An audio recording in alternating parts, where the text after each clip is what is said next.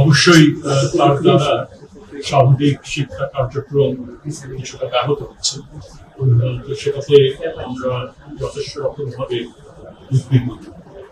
তবে আমরা এটা মনে করি যে কোনো সমস্যায় আলাপ আলোচনার মাধ্যমে সমাধান হওয়া সম্ভব।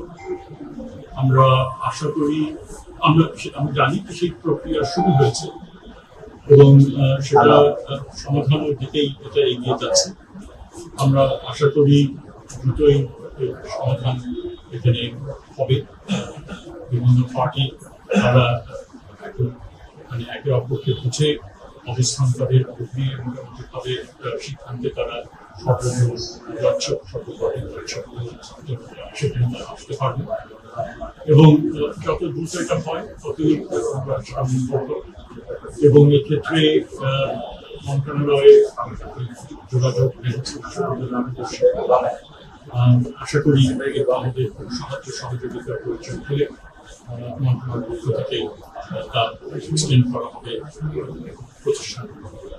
আমরা সকলের প্রতি আহ্বান জানাচ্ছি যে আপনারা ধৈর্যের সাথে সহিষ্ণুতার সাথে যেন সমাধানগুলো খুঁজে পাওয়া যায় তার থেকে ধাবিত করার জন্য।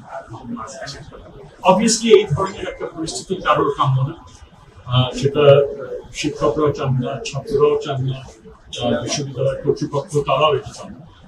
সে কারণেই আমাদের দিক থেকে এটা আহ্বান যে খুব দ্রুততম সময়ের মধ্যে এই সমাধানগুলো করে এবং সেখানে বিভিন্ন লোকাল অ্যাডমিনিস্ট্রেশন তারাও সহযোগিতা ভাব করাচ্ছেন।